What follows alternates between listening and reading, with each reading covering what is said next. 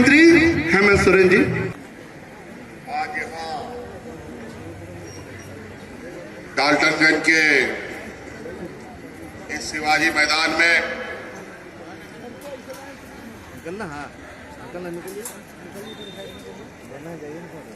खतियानी जोहार यात्रा कार्यक्रम में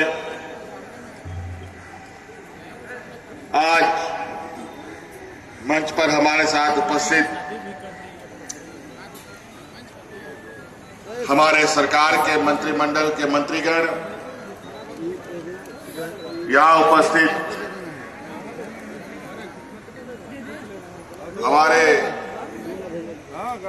विधायक रामचंद्र सिंह जी, उपस्थित यहां झारखंड मुक्ति मोर्चा, कांग्रेस, आरजेडी के और गठबंधन दल के सभी सम्मानित नेतागण और विशेषकर आज इस खतियानी यात्रा को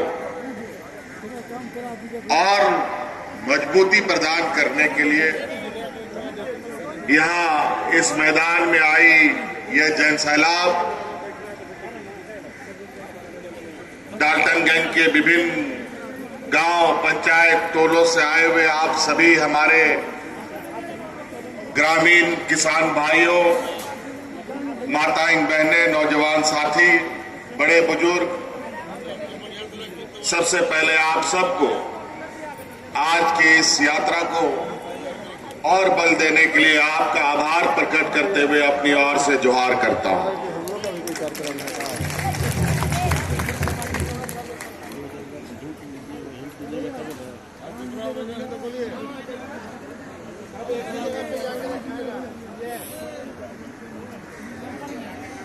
सरकार चलाने के साथ साथ मैं समय समय पर राज्य के विभिन्न जिलों में जा जाकर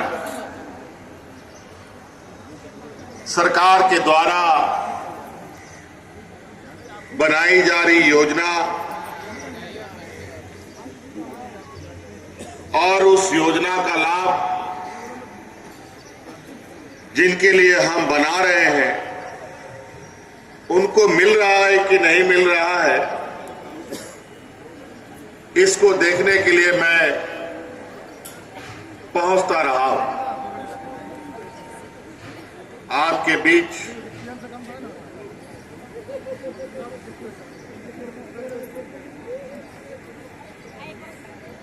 हम आपके साथ इस तरीके से जुड़े रहना चाहते हैं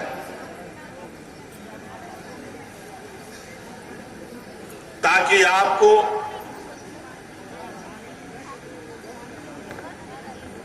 सरकार से जो उम्मीदें हैं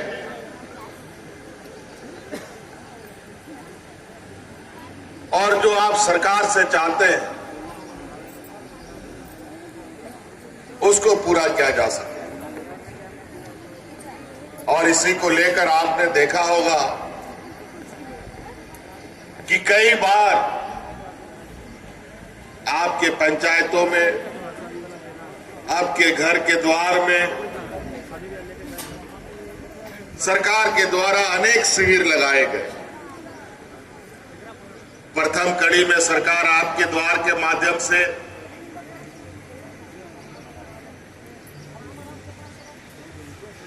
आपकी योजना, आपकी सरकार, आपके द्वार कार्यक्रम के माध्यम से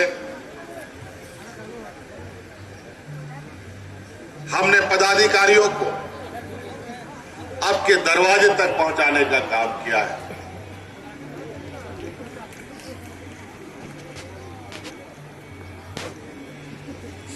अलग राज्य या राज्य नहीं बनने से पहले भी कभी भी ऐसा मंजर हम लोगों ने नहीं सुना जहां हमारे गांव पंचायत में शिविर लगा करके हमारे ग्रामीणों की समस्या का समाधान किया जा रहा हो। बेचारा बूढ़ा हो, बुजुर्ग हो, मजदूर हो, किसान हो, सबको अपना फरियाद लेकर के या तो ब्लॉक कार्यालय जाना पड़ता था या जिला कार्यालय में जाकर के चक्कर काटना पड़ता था। और जिला कार्यालय और ब्लॉक कार्यालय में जितना पदाधिकारी होता था उतना ही दलाल भी वहां घूमता है और हमारे ग्रामीणों को ठगने का काम करता है। जहां पदाधिकारी जाने से कतराते थे, आज चूंकि हम जानते हैं हमारा झारखंड प्रदेश का बनावट नदी नाला पहाड़ गढ़ा डोड़ा दुनिया भर का दुर्गम जगह है। आमतौर पर पदाधिकारी ऑफिस में ही बैठ करके अपना काम निपटारा करने का कोशिश करता है, लेकिन सरकार का स्पष्ट सोच है, चाहे राज्य का कितना भी दुर्गम इलाका हो, पदाधिकारी को हर हाल में उन जगहों पर जाना है। और इसीलिए सड़क हो या ना हो, अभी पदाधिकारी कोई ट्रैक्टर से, कोई मोटरसाइकिल से, कोई गाड़ी से, कोई बैलगाड़ी से फोटोकॉपी मशीन, लैपटॉप, कंप्यूटर ले लेकर के ढो करके आपके गांव में शिविर लगा करके आपकी समस्या का समाधान कर रहा है।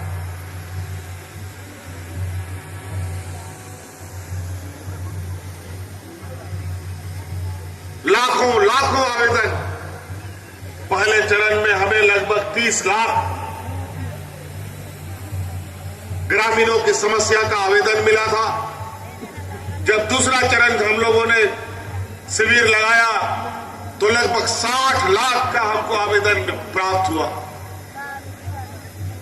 जब इतना आवेदन जब हमके पता चला कि इन शिविरों के माध्यम से हमें प्राप्त हुआ है, तो हम सोचने लग गए कि आखिर 20 सालों में इस राज्य में क्या हुआ।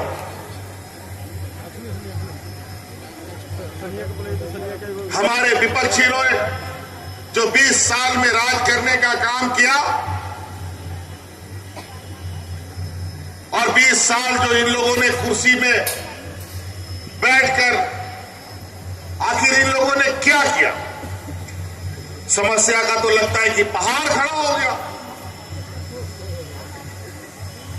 जब उन समस्याओं को हम लोगों ने जाना समझा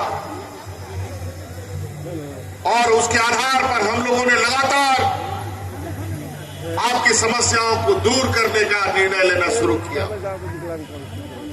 और जब उन निर्णयों के साथ आज हम धरातल पे जा रहे हैं तो हमारे विपक्षियों को पेट में दर्द होने लग गया। खलबली मच गई है उसके अंदर में कि अब क्या होगा उनका राजनीतिक। हमारा बूढ़ा बुजुर्ग लोग बरसों बरस अपना पेंशन के लिए ब्लॉक का चक्कर काटता रहा, दलालों के आगे पीछे घूमता रहा, दलालों को घूस भी दिया बेचारा, लेकिन उन लोग का पेंशन का कार्ड नहीं बना। राशन कार्ड के लिए चक्कर लगाता रहा, राशन कार्ड नहीं बना। विधवा महिलाएं ब्लॉक का चक्कर काटती रही, विधवा पेंशन नहीं मिला। विकलांग घूमता रहा, विकलांग को भी पेंशन नहीं मिला, उसको कोई सहायता नहीं मिला। डबल इंजन की सरकार थी, दिल्ली में भी वही सरकार, राज्य में भी वही सरकार, लेकिन ना बूढ़ा बुजुर्ग को राहत मिला, ना विधवाओं को राहत मिला, ना विकलांगों को राहत मिला, ना किसानों को, ना मजदूरों को। क्या क्या 20 साल तक इन लोगों ने आपकी इतनी तकलीफों को देखकर हमने निर्णय लिया। हमने पहले भारत सरकार से भी आग्रह किया कि हमारे राज्य में गरीब गुरबा लोग बहुत अधिक है, हमारे राज्य में विधवा महिलाएं बहुत है, विकलांग बहुत है, जो हमारा कोटा है उस कोटा को बढ़ा दो ताकि हम हर गरीब को पेंशन दे सके, उनको राहत दे सके। लेकिन केंद्र सरकार के कान में जूं तक नहीं रहेगा। तब हमने कमर कस लिया और ये देश का पहला ऐसा राज्य बना जहां सब बुजुर्ग को पेंशन देने का कानून बन गया।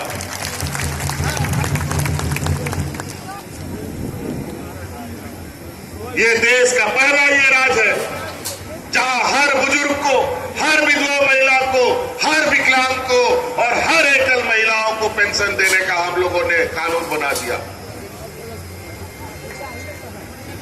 आज कोई दलाल का जरूरत नहीं है। 60 साल का उम्र हो गया किसी का, आप ब्लॉक ऑफिस में जाइए, अपना आधार कार्ड दीजिए कि हमारा उम्र 60 साल का हो गया, तुरंत आपका पेंशन का कार्ड बनेगा। जो पदाधिकारी नानुकुर करेगा वो जेल जाने का भी काम करेगा। अब इसमें कोई दलाल उलाल नहीं, कोई पदाधिकारी का चक्कर वक्कर नहीं है। 20 साल में ना विधायक इस समस्या का समाधान कर पाता था, ना सांसद कर सकता था, ना मंत्री कर सकता था। और जिनके पास पैसा है वो लोग इस समस्या का समाधान करना नहीं चाहते। आज का ये जन सैलाब अभी आप देख रहे हैं, ढोल नगाड़े के साथ लगातार इस मैदान में लोगों का जमावड़ा घुस रहा है। हम स्वागत करते हैं जहां से भी आ रहे हैं, हमारे इतने बड़े जत्था में जुलूस लेकर के सभी कार्यकर्ताओं को आज इस मैदान में आपका स्वागत है, आपका अभिनंदन है।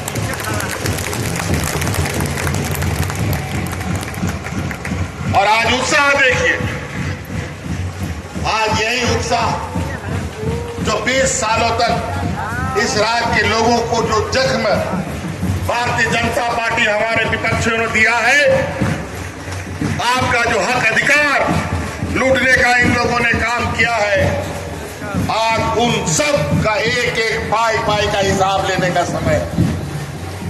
और आज वही काम हम कर रहे हैं। और इस काम को देखकर वो तरह तरह के षड्यंत्र रचने पे लगे।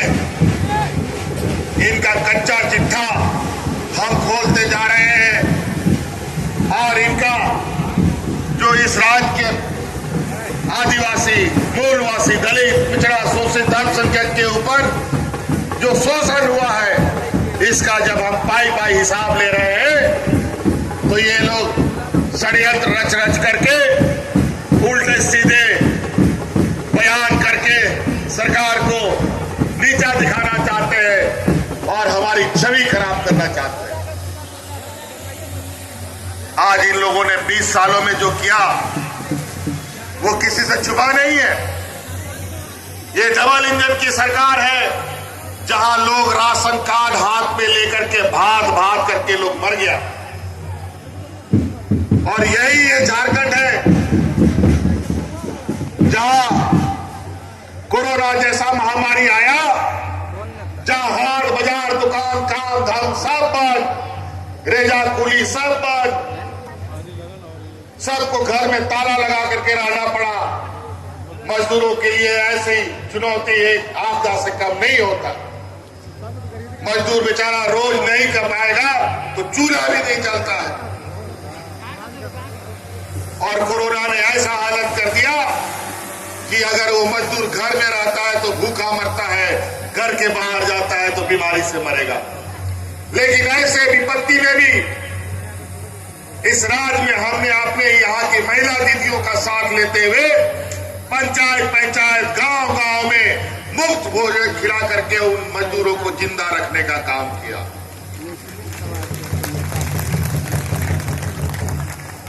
जीवन और जीविका को बचाने का हमने संकल्प लिया।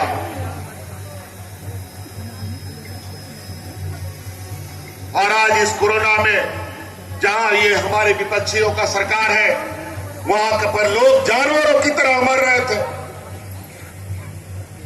इतने मर रहे थे कि लकड़ी जलाने के लिए खत्म हो गया। इतने लोगों का मृत्यु हो गया कि दफन करने के लिए मिट्टी खत्म हो गया। ऐसा स्थिति में भी हमने झारखंड में कभी ऐसी कोई घटना नहीं होने दी। सबको सुरक्षित रखा और सबके सहयोग से हम लोग इस कोरोना का जंग को भी हम लोगों ने जीता। लेकिन इन बेईमानों ने जब आम दिन था, उस समय लोगों को भूखा मरने पर मजबूर कर दिया। इस राज से लोगों को पलायन करने के लिए मजबूर कर दिया। लाखों लोग दूसरे दूसरे राज्यों में जाकर के मजदूरी करते थे और कोरोना के चक्कर में जहां तहां उनको मरने के लिए छोड़ दिया।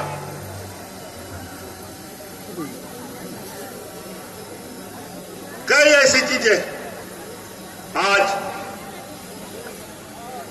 हमारे निर्णय के लिए जो ये हमें कोसते रहे, हमें नीचा दिखाने की कोशिश कर रहे हैं, हम अपने निर्णयों को लेकर आज आप लोग के बीच में आए और हमने सोचा कि ये राज एक आंदोलन का उपज है और हम एक आंदोलनकारी के खून के रूप में यहां पर आपके सामने खड़े हैं। क्या हमारा निर्णय गलत है? हमने सोचा चलो तो अपने शहीदों से थोड़ा आशीर्वाद ले लें। चलते हैं हम अपने किसानों से आशीर्वाद लेते हैं, चलते हैं अपने हम मजदूरों से आशीर्वाद लेते हैं। क्या इस राज में सभी बुजुर्गों को पेंशन देना मेरा क्या गुनाह है?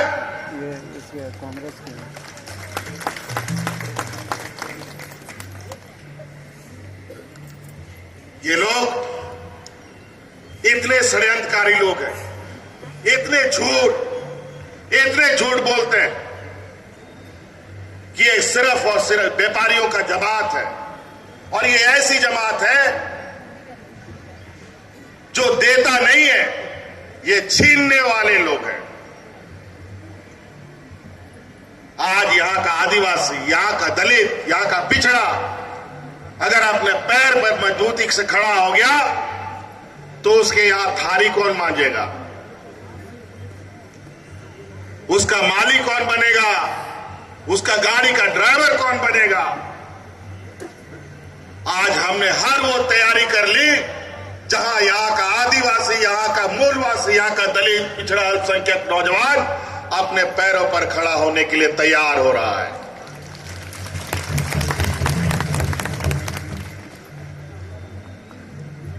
ये लोग सिर्फ राज करने जानते हैं, शोषण करना जानते हैं और शोषण के बदौलत अपना जेब भरने का काम उनको आता है। आज इसीलिए बरसों से ये मांग थी कि 1932 का खतियान लागू करो। 20 साल तक डबल इंजन की सरकार ने कभी नहीं लागू किया, ना इसके बारे में बोला। 1932 और अलग राज की लड़ाई के लिए अनेकों लोगों ने अपनी शहादत दे दी। नीलांबर, पीतांबर शेख, भिखारी, हमारे भगवान बिरसा मुंडा, सिद्धू कान्हू, चांद भैरव, अनेक ऐसे वीर सपूत गिनने से भी नहीं खत्म होंगे। इतने लोगों ने यहाँ के मूलवासी आदिवासियों की सुरक्षा के लिए अपने को सूली पे चढ़ा दिया, अपने बाल बच्चों की परवाह न कर अपने को निछावर कर दिया इस राज के लिए। तो हमने भी कसम खाया कि हर हाल में 1932 का खतियान लागू किया जाएगा और कानून भी बना दिया।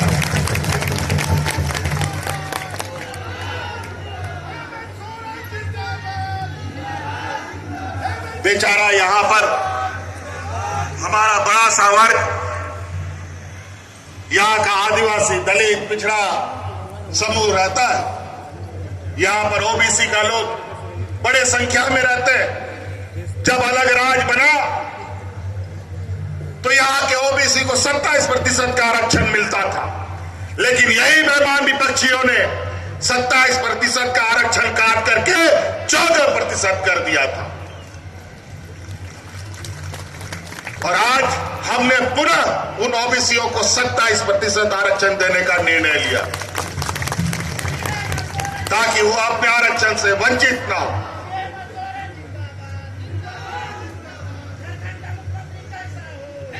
और बोलते हैं सबका साथ और सबका विकास। ये विकास नहीं, विनाश का काम करते हैं।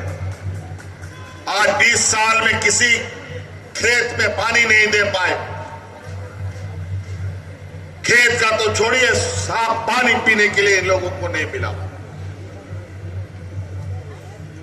अभी हम लोगों जब सरकार बनाए, कोरोना हमारे साथ साथ आ गया, 2 साल घर के अंदर ताला बंद रहे। 1 साल का तो ये काम है। 1 साल में हम लोगों ने इतनी गाड़ी लकीर खींच दी है, इनके ऊपर ये इतनी भारी है कि इनको 7 जन्म लेना पड़ेगा उसको पाटने तक, उस तक पहुंचने का।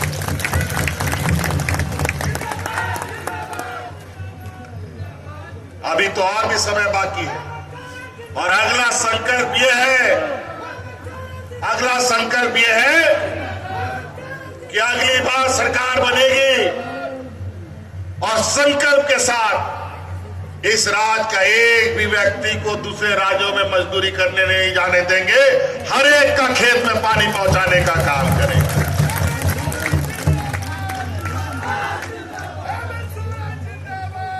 अभी तो इन लोगों ने इतना जख्म दिया है, वो जख्म 5 साल में नहीं भरेगा। उस जख्म को भरने में हमें समय लगेगा। इसलिए अपने आप को एक छत के नीचे रखिए, एक छांव में आप रहें। ये लोग हिंदू मुस्लिम के नाम पर, सिख ईसाई के नाम पर, आदिवासी गैर आदिवासी के नाम पर, अगड़ा पिछड़ा के नाम पर हम लोगों को लड़वा करके अपनी राजनीतिक रोटी सेकता है। हम लोग एक साथ रहने वाले लोग हैं और एक साथ मिल बांट कर खाने वाले लोग हैं, एक थाली में खाने वाले लोग हैं। लेकिन ये लोग हमारा निवाला छीनने वाला लोग हैं। इसलिए इनको हमें आने वाला समय इसी तरीके से, हम लोग भी राज अलग करने की लड़ाई में हमारे पूर्वज आदरणीय दिसोम गुरु जी और अनेक सबूत, कैसे लेंगे झारखंड, लड़के लेंगे झारखंड, यही नारा लगाता था। सरकार कैसे चलेगा, राज कैसे होगा, इस पर चिंता ही नहीं। और नतीजा ये हुआ, राज तो मिल गया, लेकिन राज का सत्ता ऐसे लोगों के हाथ में चला गया जो राज अलग करने का घोर विरोधी लोग था। और अभी बोलता है कि हमारे प्रधानमंत्री अटल बिहारी वाजपेयी जी ने राज अलग करके दिया। अरे वाह, गजब है। क्या भारतीय जनता पार्टी का एक हो आदमी अलग राज का एक भी लाठी खाया हो तो नाम गिरा करके दिखा दे, और झारखंड के मोर्चा अनगिनत शहीदों का नाम गिरा सकता है कि इस राज के लिए कुर्बान हुआ।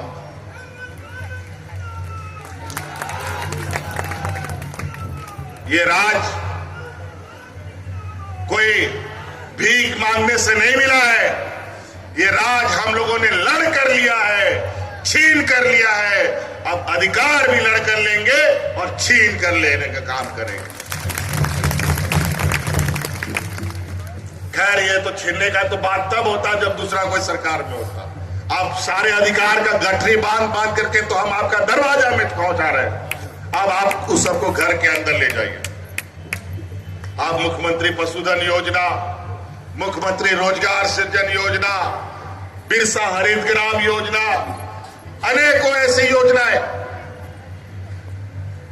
जो आपके ग्रामीण अर्थव्यवस्था को मजबूती प्रदान करेगा। आज हम बहुत चिंतित हैं। जो खबर हमको सुनने में आया, जो 20 सालों का जो इनका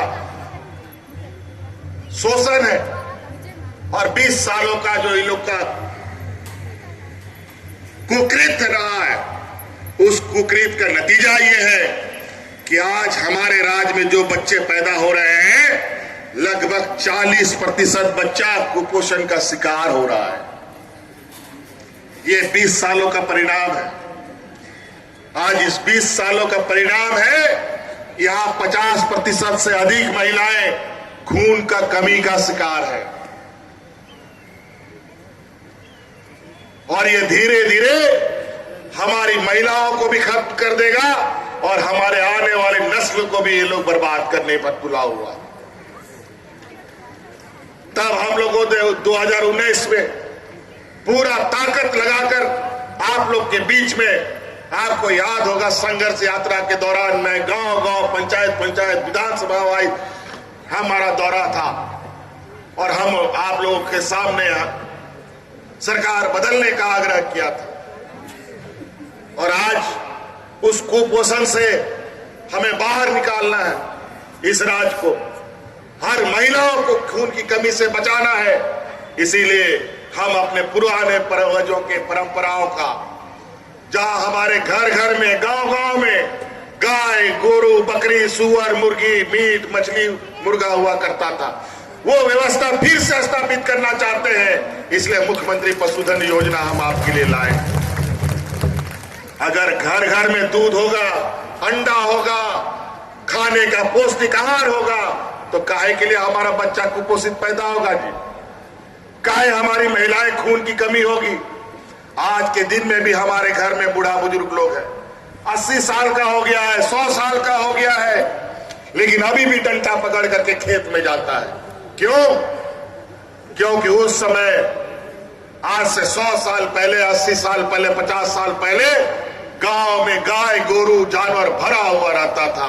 घर घर में दूध, मुर्गी, अंडा, पौष्टिक आहार मिलता था। लेकिन इन बेईमानों ने धीरे धीरे उन सब चीजों को खत्म करवाने का काम किया और आज गाय गोरू पालने के नाम पर पशु तस्करी का नाम देते हैं और यहां पर ये लोग मॉब लिंचिंग का काम करने का काम भी करना शुरू कर दिया है। आज हमने रिव्यू मीटिंग में, आज पलामू परमंडल का पूरा हम लोगों ने एक संक्षिप्त जानकारी लेने की कोशिश की सभी पदाधिकारियों के साथ मिलकर, और हमने विशेष रूप से जोर दिया है कि इस राज्य की ग्रामीण अर्थव्यवस्था में पशुधन का बहुत बड़ा भूमिका है। इन पशुधन के माध्यम से हमारे गांव किसानों का अर्थव्यवस्था चलता है। इनका बैंक में बोरा भर करके पैसा नहीं है, इनके घर के पास, इनके हाथों में एटीएम कार्ड नहीं है। इनके पास अगर धन दौलत है तो यही मुर्गी है, यही गाय है, यही बकरी है, यही सुअर होता है।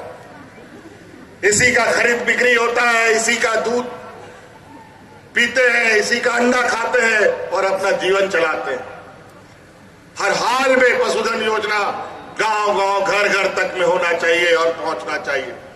और जो इसमें रोड़ा आएगा, जो इस पर बदनाम करने का कोशिश करेगा, उसे दंडित करने का भी काम सरकार को करना पड़ेगा।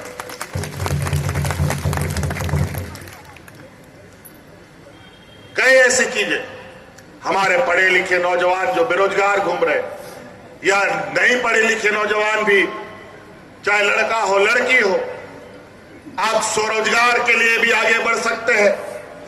मुख्यमंत्री रोजगार सृजन योजना के माध्यम से आपके लिए हमने दरवाजा खोल रखा है सरकार का। आपको राशन दुकान चलाना है, आपको कपड़ा दुकान चलाना है, आपको होटल चलाना है, आपको ब्यूटी पार्लर चलाना है, आपको सिलाई मशीन का दुकान चलाना है, या कोई भी व्यापार करना है, आप सरकार को आवेदन दीजिए। आपको सरकार उस दुकान को चलाने के लिए पैसा उपलब्ध कराने का काम करेगा। आप 5 लाख का लोन लीजिए, आप 10 लाख का लीजिए, 20 लाख का लीजिए, 25 लाख का लीजिए, जैसा काम करना चाहते हैं। खेती बाड़ी करना चाहते हैं, मुर्गी पालन करना चाहते हैं, बकरी पालन करना चाहते हैं, बड़े पैमाने में करना चाहते हैं, करोड़ों रुपया में भी आप मुर्गी पालन करना चाहते हैं, उसके लिए भी सरकार आपको मदद करने के लिए तैयार खड़ी है।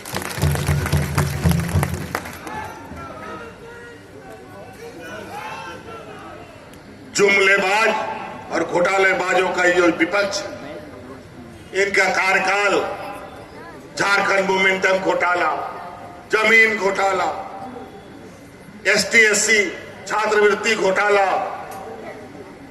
कंबल घोटाला, टोपी घोटाला, गंजी घोटाला, कपड़ा घोटाला, सब घोटाला का ही इन लोगों का बाजार रहा है पूरे 20 सालों तक। आप लोगों के जमाबंदी जमीन को बैंक खाता में डाल डाल करके अपने व्यापारियों दोस्तों को रेवड़ियों की तरह उन जमीनों को बांट देने का काम किया। अभी उन सब चीज का लेखा जोखा लिया जा रहा है।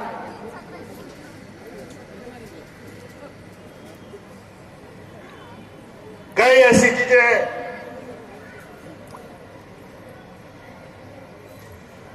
जिसको आपको समझना होगा कि ये घड़ियाली आंसू दिखाने वाले लोग आपको बहुत मीठा मीठा बात बोलेगा, भगवान के नाम पर, धर्म के नाम पर आपकी भावना के साथ खिलवाड़ करेगा। हम भगवान भी पूजते हैं, भगवान पर भी आस्था रखते हैं, लेकिन ये राजनीतिक ये में, इस लोकतंत्र में आपके पास इतनी बड़ी ताकत है कि आप किसी भी बड़े से बड़े नेता को, चाहे वो मुख्यमंत्री हो, चाहे वो प्रधानमंत्री हो, इसको आप कुर्सी से उतार फेंक सकते हैं और कुर्सी में बैठा भी सकते हैं।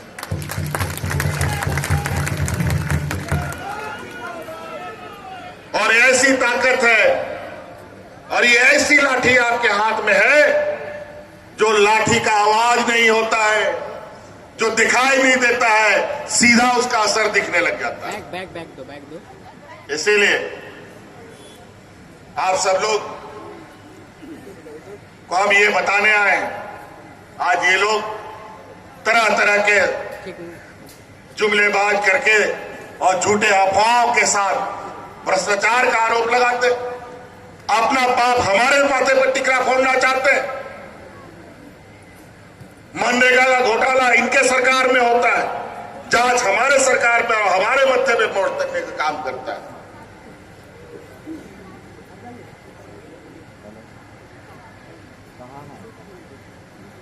और आपने किसी भी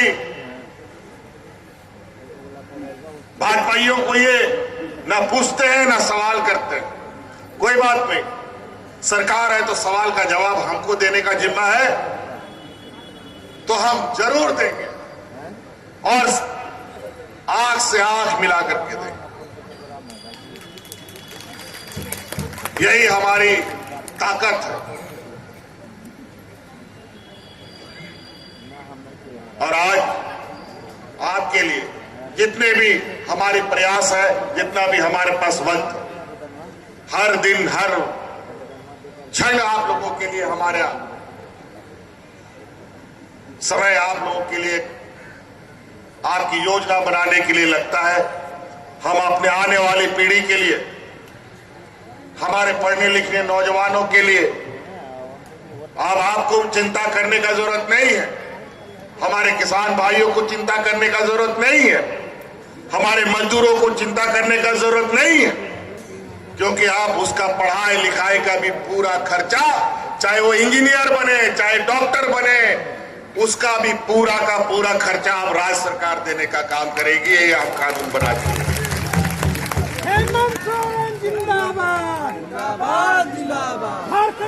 आप लोग बताइए, यहाँ जितना भी आदिवासी भाई है, जितना भी यहाँ के दलित पिछड़ा अल्पसंख्यक भाई है, आप लोग कभी अपना सपना में सोचते हैं कि आप अपना बाल बच्चा को विदेश में पढ़ाइएगा? विदेश तो छोड़िए, हम लोग आसपास स्कूल में पढ़ा ले, यही बहुत बड़ी बात है। विदेश का तो सपना भी नहीं देखते। लेकिन आप चिंता मत कीजिए, आप स्कूल में पढ़ाइए बच्चों को, उसकी पूरी पढ़ाई का जिम्मा सरकार अब लेगी। ये कानून बन गया और उन बच्चों को विदेश भेजेंगे, उसका पूरा पैसा खर्चा राज्य सरकार देगी। और जो बच्चा नौकरी की तैयारी करना चाहता है, कोई बैंक का तैयारी कर रहा है, कोई रेलवे का तैयारी कर रहा है, कोई सेना में भर्ती का तैयारी कर रहा है, कोई यूपीएससी कोई जेपीएससी की तैयारी कर रहा है, उस तैयारी के लिए जो ट्यूशन वो लेता है अलग अलग जगहों पर, उस ट्यूशन का भी खर्चा राज्य सरकार देगी। ये कानून हमने बना दिया। और एक गुरुजी क्रेडिट कार्ड हम लोगों ने यहाँ के बच्चों के लिए लिया है और उसके माध्यम से 15 लाख रुपए तक का लोन 5 साल के लिए हम बच्चों को पढ़ने के लिए देंगे। बजाय आपको बैंक से 12-15% में लोन मिलेगा, दुनिया भर का गारंटर परेंटर लगेगा। अब इस सब में वो सब लफड़ा भी खत्म। 5-6% का ये में 15 लाख का हमारे हायर एजुकेशन के लिए बच्चों को लोन देने का काम हम लोग करेंगे। आज हर वर्ग के चेहरे में मुस्कान है। पहले मंत्री लोग का घेराव होता था, हम विधायकों का घर घेराव होता था, कभी पारा शिक्षक, कभी आंगनबाड़ी सेविका, सहायिका, अनेकों संवर्ग के लोग कि हमको मेरा वेतन बढ़ा दो, हमें ये कर दो, हमें वो कर दो, अपनी मांग को लेकर धरना प्रदर्शन। विगत 5 साल पूरे राज्य के कर्मचारियों को हक अधिकार तो मिला नहीं, लेकिन पुलिस का लाठी डंडा इतना मिला कि अनेक लोग, उसमें भी कर्मचारी लोग शहीद हो गए बेचारे। और आज देखिए, जहां पिछले डबल इंजन की सरकार में पारा शिक्षक लोग जो 12 महीना में 11 महीना सड़क पर आता था, आज वही पारा शिक्षक 12 महीना में 11 महीना स्कूल पर है। कैसे, क्या हो गया? पारा शिक्षक आज धरना प्रदर्शन नहीं करते हुए स्कूलों में बच्चों को शिक्षा ग्रहण कर रहे। उसका जगह सड़क नहीं था, उसका जगह स्कूल था, लेकिन इन बेईमानों ने उनको स्कूल से बाहर निकाल करके सड़क पे उतार दिया था। आज पारा शिक्षक मुस्कुराते हुए स्कूल जाते हैं।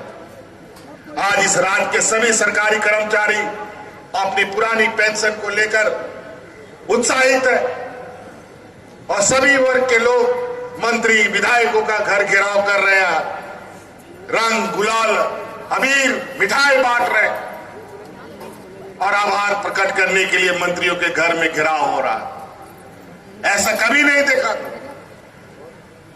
पेंशन को लेकर हमारे सरकारी कर्मचारी, और पेंशन एक ऐसा चीज है जो बुढ़ापे का सहारा होता है। आजकल बेटा बेटी भी कभी धोखा दे देता है, लेकिन अगर वही बुजुर्ग को पेंशन मिलता है तो बेटा बेटी लोग पेंशन के चक्कर में घर में भी रख लेता है। लेकिन ये बेईमानों ने पेंशन का भी बट्टाधार कर दिया। आज पुराना पेंशन स्कीम लागू करने वाला ये देश का पहला राज्य बना और हमारे कर्मचारियों को हम ये उपहार स्वरूप हमने उनको प्रदान किया। आज निश्चित रूप से जिस तरीके से बाजार का हालत है, जिस तरीके से महंगाई आसमान छू रहा है, आपका गाड़ी का तेल, खाने का तेल, साग सब्जी, दाल, रोटी, चावल, सब चीज महंगा। और ये महंगाई का कारण हमारा ये विपक्षियों का सरकार।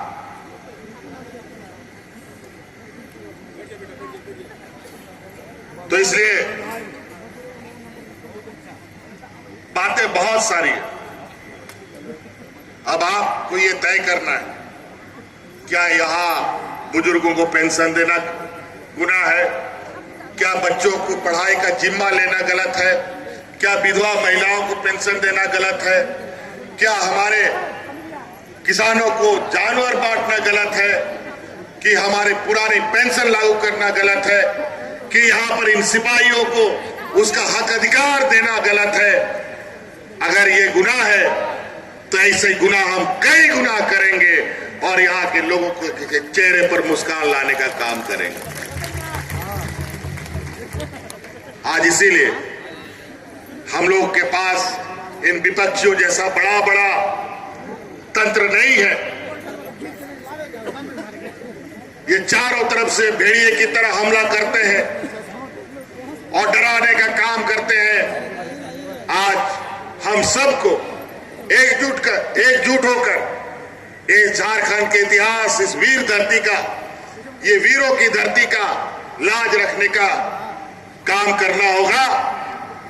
हमारे जिन पूर्वजों ने इस राज्य को बनाने में, इस राज्य के मूलवासी आदिवासी जल जंगल जमीन की रक्षा के लिए अपनी कुर्बानी दी है, अब इस राज्य को सजाने और संवारने का काम यहाँ का खतियानी मूलवासी या आदिवासी मिलकर करेंगे। इसलिए मैं और ज्यादा नहीं कहते हुए अभी हमें रांची भी जाना है। अभी शाम को प्रधानमंत्री जी के साथ फिर से वार्ता है। अभी पूरा कई देशों का हुजूम हो रहा है भारत में, उसी को लेकर के चर्चा होगी।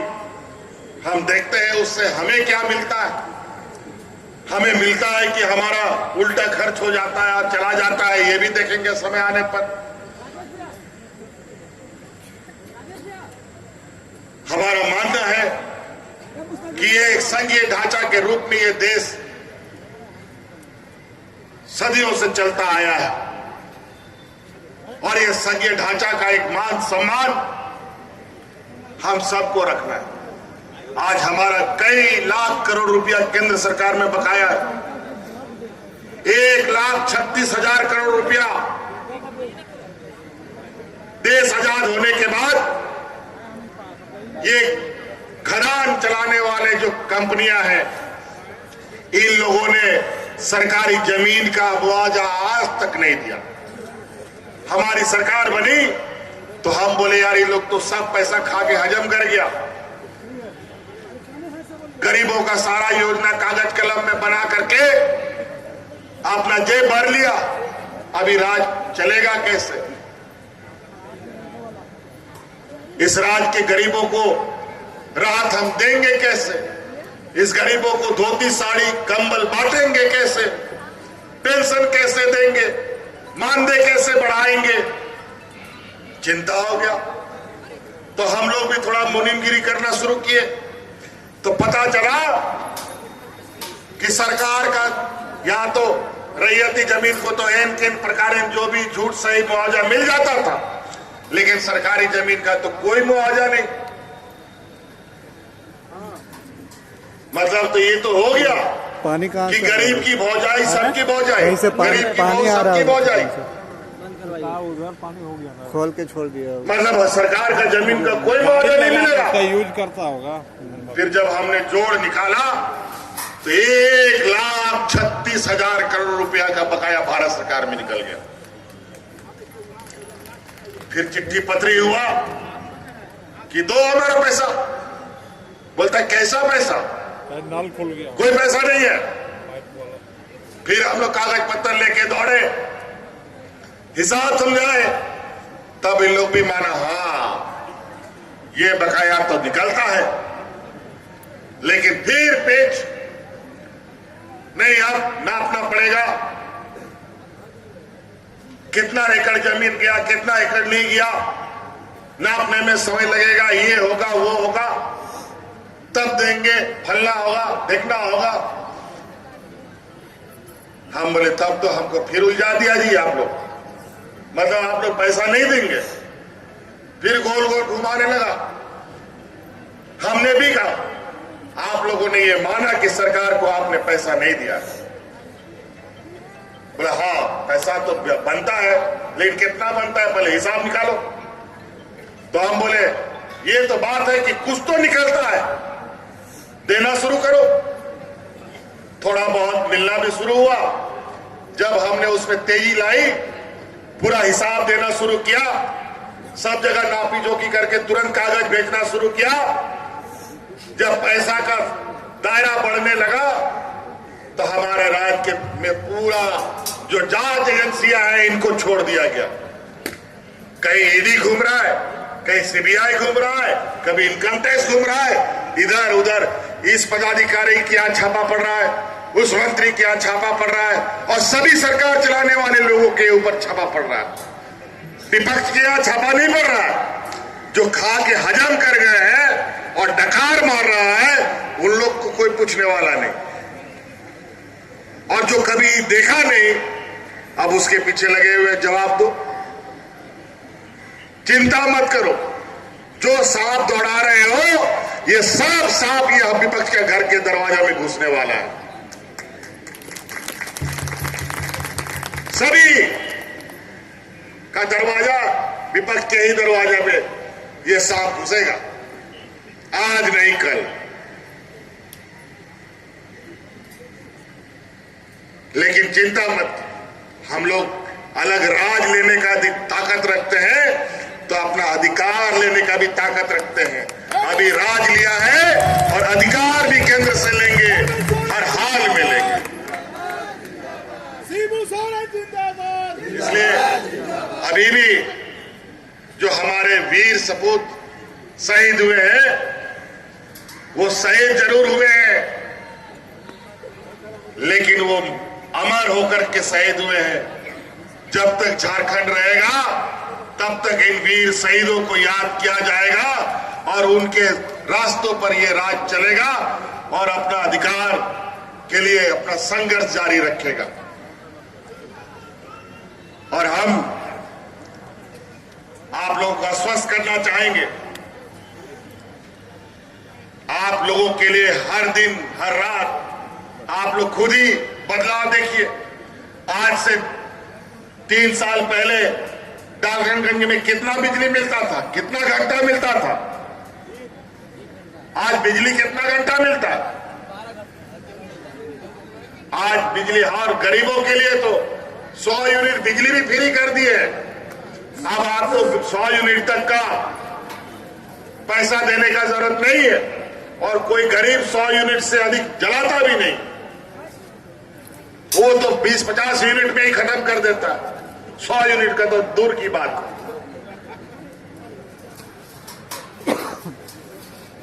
तो कई ऐसी चीजें अब हम लोगों ने शिविर लगाया है। अभी सुखाड़ के लिए चिंता बना हुआ है। गरीबों के लिए तो चारों तरफ से तकलीफ ही तकलीफ। कुछ भी होता है तो सबसे पहले मार गरीबों को पड़ता है, किसानों को पड़ता है, मजदूरों को पड़ता है। अभी कोरोना से ठीक से खड़ा नहीं हुआ, आज सुखाड़ की स्थिति आ गई राज्य में। सभी किसान परेशान, सरकार परेशान, करे तो क्या करे।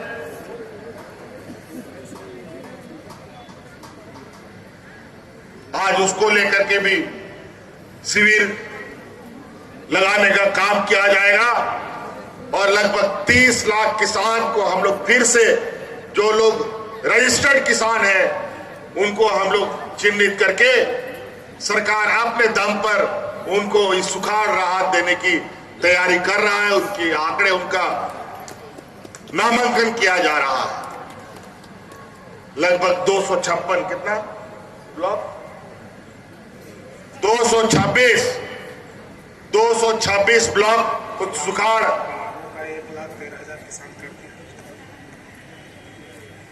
226 ब्लॉक को हम लोगों ने सुखाड़ घोषित किया है। और अभी मंत्री जी बता रहे हैं 1,13,000 किसान पलामू के हमारे चिन्हित किए जा चुके हैं, जिसको राहत हम लोग देने जा रहे हैं।